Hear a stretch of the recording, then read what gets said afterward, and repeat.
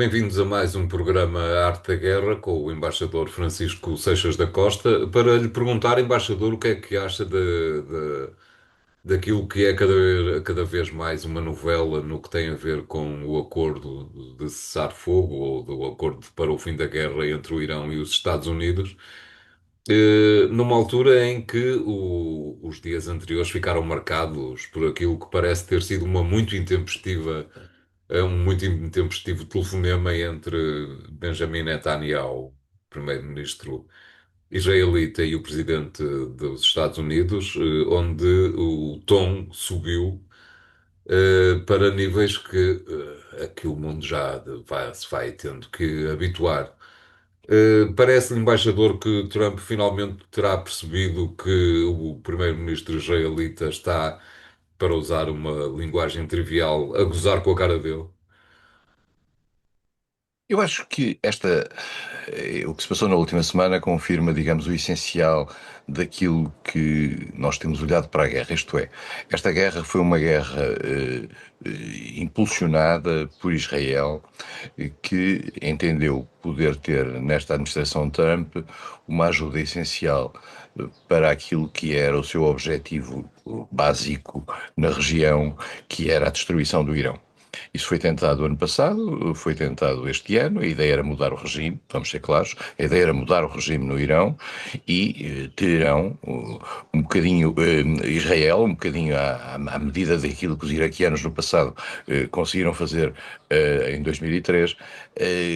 Convenceu o governo americano, e isso é que é estranho relativamente a uma entidade com tão grande capacidade de informação, de que um ataque maciço, que era no passado, e em particular este ano, às instalações militares, às estruturas onde existiam enriquecimento de urânio, eh, poderia criar uma debacle no regime e eventualmente fazer sair para uma nova liderança iraniana uma outra classe política, eventualmente oriunda desta mesma. Ora bem, isso foi uma péssima análise sob o ponto de vista prático. Os americanos rapidamente compreenderam isso. O Irão é um país diferente da Venezuela, não se vai buscar um presidente iraniano à casa e leva-se para Manhattan. É completamente diferente em termos de estrutura, em termos de cultura, em termos da própria complexidade do sistema político.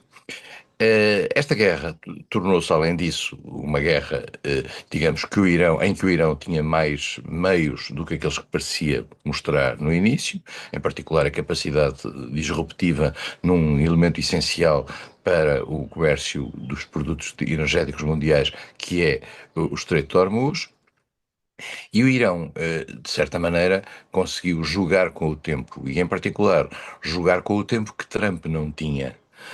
Trump tem necessidade de acabar com esta guerra, tanto mais que o anunciou que seria muito rapidamente, em 6 semanas. Tem necessidade de dar um sinal de normalidade à vida política nos Estados Unidos, e de passar a business as usual, a negócio como é corrente, por forma a criar um bom ambiente aos candidatos republicanos para as eleições intercalares de novembro. Nada disso se passa, e o Irão tem conseguido jogar com essa falta de tempo dos Estados Unidos e tem conseguido prolongar a sua capacidade de estar na negociação com a sua dinâmica e com o seu próprio ritmo. O Irão, é verdade, tem a sua marinha praticamente destruída, não tem força aérea, mas tem, apesar de tudo, ao que parece, níveis de armamento em termos de drones e em termos de mísseis substanciais. E mais do que isso, não sendo um poder, isto é muito interessante, não sendo um poder agressivo para além de um certo limite. É evidente que o Irão tem vindo a continuar a atacar algumas bases americanas na região, a partir das quais sofre os ataques. É um país, é um poder que tem uma capacidade disruptiva forte. E essa capacidade disruptiva está a ser evidente quando o Irão quer, faz qualquer coisa, e isso os Estados Unidos não conseguem contrariar. O António falou aí em cessar-fogo. Não, como sabe, não há cessar-fogo nenhum. Os Estados Unidos interrompem o cessar-fogo quando acham que o fogo não interessa. Tentaram ao ver algumas movimentações do Irão atacar essas mesmas movimentações e as responsáveis por isso, mas há um limite para isso. E, portanto, os Estados Unidos estão desejosos de um acordo. E esse acordo, o Irão fala prolongar, porque pressente que tem o tempo dos Estados Unidos na mão. E no meio disto tudo, o que é que acontece com Israel? Israel, que é o fautor de toda esta disrupção, resolve atacar fortemente o Líbano, e o Irão diz: bom, se atacam o Líbano, então nós não fazemos, não continuamos a negociação. É como é sabido. Os ataques que Israel faz no Líbano é ao Hezbollah, que é uma estrutura muito próxima do Irão, e o Líbano está hoje completamente feito num terreno de expansão de Israel. Como digo, e o António sublinhou, a contradição entre os interesses estratégicos dos Estados Unidos e os interesses estratégicos de Israel continua evidente. Israel não tem como objetivo parar esta guerra, os Estados Unidos têm como objetivo parar esta guerra. Terá havido, eventualmente, segundo as informações que se conhecem, e valem o que valem, um clash entre Netanyahu e Trump. Veremos em que medida é que esse clash tem consequências práticas naquilo que é uma dependência histórica dos Estados Unidos face à política de Israel. Israel domina a política americana, os Estados Unidos tinham uma maneira muito fácil de fechar a torneira e de pôr os israelitas, digamos, contra a parede, que era pura e simplesmente não fornecer armamento e equipamento militar. Isso não fazem porque o lobby que atravessa o Partido Republicano e o Partido Democrático nos Estados Unidos em favor de Israel é muito grande. Faça Israel o que fizer, esta expressão tem vindo a ser utilizada por nós aqui nos últimos 5 anos, faça Israel o que fizer. E, além disso, há os lobbies do armamento, que são extremamente importantes. E, além disso, também há ainda, digamos, uma certa leitura estratégica nos Estados Unidos de que Israel é uma espécie de testa de ponta digamos, estratégia europeia, peço desculpa, ocidental, no Médio Oriente, e que qualquer enfraquecimento de Israel daria um péssimo sinal relativamente àquilo que são os interesses do Ocidente no Médio Oriente. E por isso mesmo Israel sabe que tem os Estados Unidos na mão. Aparentemente, embaixador, Israel faz como se o mínimo que se pode dizer é que para Israel o Hezbollah está onde Israel quiser, isto é, no sul do Líbano, nos bairros de Beirute, onde quer que seja. Portanto, do ponto de vista de alguns analistas, aquilo a que estamos a assistir é uma simples invasão de um país estrangeiro. Parece-lhe que é mais ou menos isto que está a acontecer no Líbano. É verdade que o Hezbollah, que é uma força que foi criada no Líbano, de natureza xiita, que foi criada no Líbano, apoiada pelo Irão há muitos anos, está um pouco por toda a parte no Líbano. O Hezbollah é um partido político dentro do Líbano.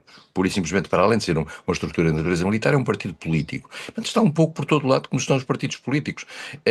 Tem uma capacidade militar que o próprio exército libanês não tem. Isto parece um pouco ridículo, mas é a realidade.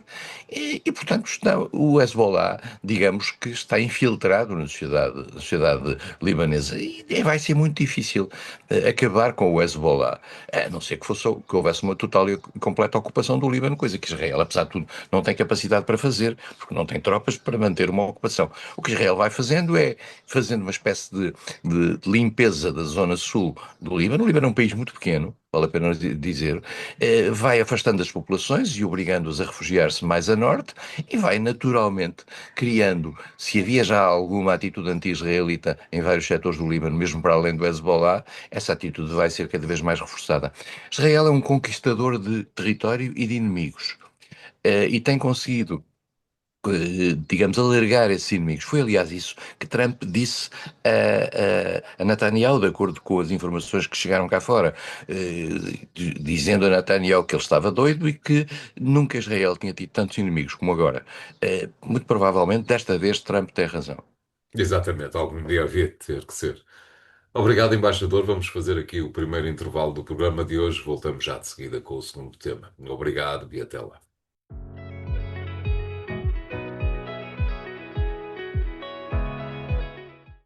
Bem-vindos à segunda parte de A Arte da Guerra, para regressarmos à Europa, embaixador, para lhe perguntar se lhe parece que a Arménia está a pontos de ser, e que está a entrar está num período eleitoral, está a pontos de, ou corre o risco de vir a ser uma segunda Ucrânia. Eu não sei se o António, ao ter afirmado que vamos regressar à Europa, está a colocar a Arménia na Europa. Porque a Arménia é um país, é uma antiga república da União Soviética, no Cáucaso, e pode eventualmente ter algumas pretensões de aproximação à Europa, e são essas, aliás, que importam para este programa neste quadro. Exatamente. Eh, a Arménia, como digo, é uma das 15 repúblicas em que, na implosão da União Soviética, o mundo se dividiu, e o mundo soviético se dividiu. É uma república que tem uma tradicional história, aliás, trágica, na própria relação com a Turquia. Há um chamado massacre feito aos arménios que a Turquia não reconhece. E a Turquia, por outro lado, foi durante muito tempo o grande protetor do grande inimigo da Arménia, que era o Azerbaijão. O Azerbaijão eh, tinha uma conflitualidade tradicional com a Arménia, que não é independente de tudo aquilo que estamos a viver neste momento. O Azerbaijão, eh, dentro do Azerbaijão, ou dentro de uma certa zona do Azerbaijão, havia uma comunidade arménia grande. Essa zona, digamos, era o Nagorno-Karabakh, era uma zona disputada entre os dois países. E o Nagorno-Karabakh tinha uma espécie de uma ilha arménia na zona do Azerbaijão. Essa conflitualidade durou durante muitos anos. Uh, Havia um pouco a ideia, e este também é um ponto interessante, de que os interesses arménios e os interesses da população arménia eram protegidos pela Rússia. A Rússia mostrou não ter poder para contrariar, digamos, uma ofensiva do Azerbaijão junto da comunidade arménia no Nagorno-Karabakh, e obrigou a uma deslocação de toda essa comunidade para a própria Arménia. Isso criou uma conflitualidade brutal dentro da Arménia, que levou, digamos, a um sentimento nacionalista, porque grande parte da sua população tinha sido afastada de um território que eles consideravam seu, que era o Nagorno-Karabakh. E isso deu uma conflitualidade dentro da própria Arménia. Houve eleições em 2021 e nessas eleições, um pouco emocionalmente marcadas por essa atitude, ganhou um político nacionalista, Nikol Pashinyan, que se revelou, em primeiro lugar, muito próximo do Ocidente, em segundo lugar, muito anti-turco, como aliás é normal, mas apesar de tudo, comprometido a tentar encontrar uma solução de modus vivendi com o Azerbaijão. E assim foi, essa solução foi encontrada. Trump meteu-se entretanto nisso e procurou, esta era uma das ações de natureza pacificadora que Trump se meteu, que lhe justificariam, segundo ele, o Prémio Nobel da Paz. Juntou os líderes do Azerbaijão e da Arménia, a ideia que existe, e este é o ponto que nos interessa para esta semana, há eleições no dia 7, é que se Pashinyan ganhar estas eleições de modo claro, o acordo com o Azerbaijão, o acordo de pacificação com o Azerbaijão será levado a cabo. Se acaso ganharem candidatos que se oponham a isso e que estejam mais próximos da Rússia, poderia haver, digamos, um atrasar deste processo, e não significa que houvesse necessariamente nenhum ataque ao Azerbaijão, porque a Arménia hoje não tem capacidade para atacar ninguém, mas havia claramente uma aproximação à Rússia. A Rússia é essa que, como eu volto a dizer, não se mostrou capaz de defender os interesses do Azerbaijão face à Arménia. Portanto, há aqui uma luta Ocidente-Rússia, de certa maneira, nestas eleições no dia 7, veremos em que medida se confirmam as sondagens que dizem que Pashinyan teria cerca de 70% dos votos, ou 60 e tal por cento dos votos. Isso significaria um desequilíbrio em favor dos Estados Unidos e em favor de uma estratégia que a União Europeia também mantém na região, facto que levou a que Ursula von der Leyen e António Costa tivessem feito um encontro com Pashinyan, que no fundo acaba por ter uma espécie de sublinhar do apoio europeu ao atual líder e primeiro-ministro. Coloco-lhe novamente a questão, embaixador, se me permite, para uma resposta direta. Estamos perante a possibilidade de haver uma segunda Ucrânia? Não acredito, apesar de tudo é demasiado longe e não há ligação terrestre e portanto é mais complicado. É o mesmo problema, digamos, Da Geórgia? mais perto estaríamos no caso da Moldova. Mas não parece que o papel, por exemplo, de natureza militar da Ucrânia e a sua capacidade fossem suficientes, se reproduzissem na Arménia. Acho que estamos longe disso. Muito bem. Obrigado, embaixador. Vamos ficar por aqui na segunda parte do programa de hoje. Voltamos já de seguida com o terceiro tema. Até lá, obrigado.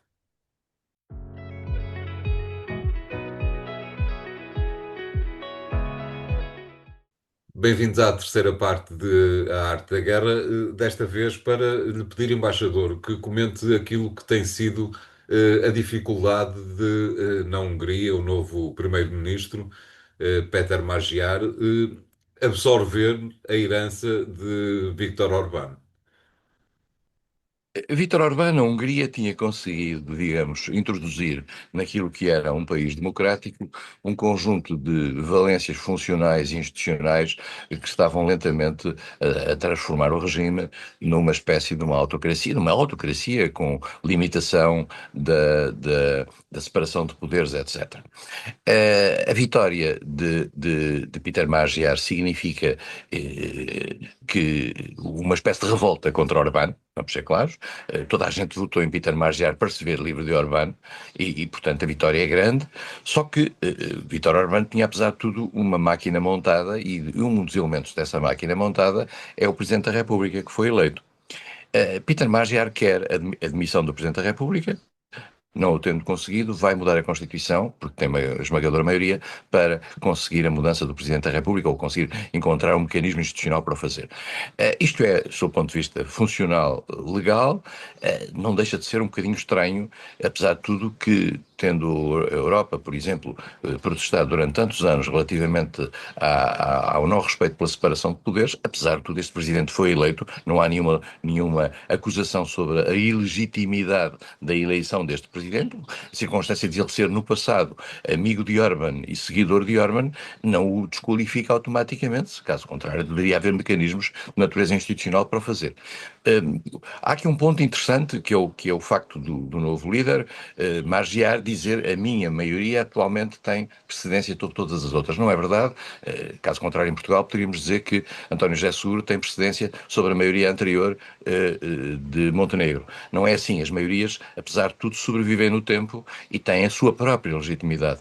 É muito estranho, na minha opinião, ver a União Europeia, digamos, sem qualquer reação relativamente a algo que configura claramente um atentado face ao equilíbrio de poderes.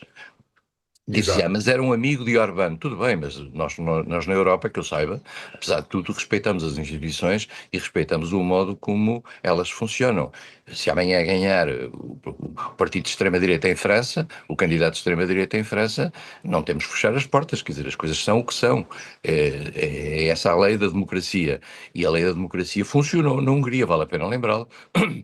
Orbán foi derrotado nas urnas portanto, a única coisa que se esperaria por parte do novo governo húngaro era que pudesse manter o poder e o dever de respeitar o resultado das urnas. Esta atitude contra o presidente, e particularmente o silêncio por parte da União Europeia relativamente a esta atitude, parece-me um pouco estranho. Ou, aliás, não me parece estranho, tendo em conta que a União Europeia, que se queixa sempre das intromissões e verdadeiras que a Rússia faz em alguns processos eleitorais, nomeadamente agora fez na Arménia, que ainda há bocadinho falamos, mas também já fez no passado na Moldova, etc. Mas a União Europeia também não está completamente inocente na sua influência, nomeadamente através de cheques, para garantir os candidatos que mais lhe interessam em determinadas zonas. E por isso mesmo, digamos, Magyar está, no fundo, ainda a jogar, a viver num estado de graça relativamente ao seu resultado eleitoral. Parece, embaixador, que mais uma vez a União Europeia se esqueceu de fazer aquilo que estava ao seu alcance e que, portanto, era suposto ter feito, nomeadamente numa altura em que foi periclitante, digo eu, dir-me-á se concorda, foi periclitante no combate, entre aspas, ao regime de Orbán, até porque recordo que inicialmente o combate, mais uma vez entre aspas, da União Europeia era mais contra a Polónia do que contra a Hungria. Ou seja, a União Europeia sabia que um herdeiro de Orbán acabaria sempre por ter que lidar com este tipo de problemas, que de algum modo, pergunto-lhe se concorda, a União Europeia, apesar de ter combatido, deixou que se instalasse. De facto, foi contra a Polónia no início, porque o regime polaco era um regime que tinha feito um desvio também nesse sentido, também por falta de respeito pelos direitos humanos, peço desculpa, pela separação de poderes, por falta de respeito pelos tribunais, por ataque à liberdade de imprensa, etc. Orbán não era pior nem melhor do que o regime polaco da altura. O regime polaco, entretanto, alterou-se por eleições, e é assim que as coisas devem funcionar. O regime húngaro também se alterou, e Orbán, que durante muito tempo teve a imensa complacência, vale a pena dizer, do Partido Popular Europeu, do qual fazem parte em Portugal o PSD e o CDS, não o suspenderam durante muito tempo e, digamos, foi demasiado longe a partir de certa altura e passou a ser um escândalo para o próprio Partido Popular Europeu que o afastou. E a partir daí, Orbán tornou-se um problema e, em particular, a circunstância de Orbán estar completamente do outro lado no tocante à questão da Ucrânia, que acabou por isolá-lo de uma maneira que contribuiu, de certa maneira, para a sua queda. Claro.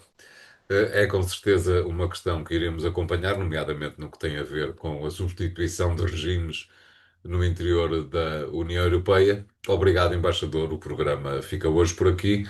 Continuem a segui-lo no site do Jornal Económico e nas redes sociais. Obrigado e até para a semana.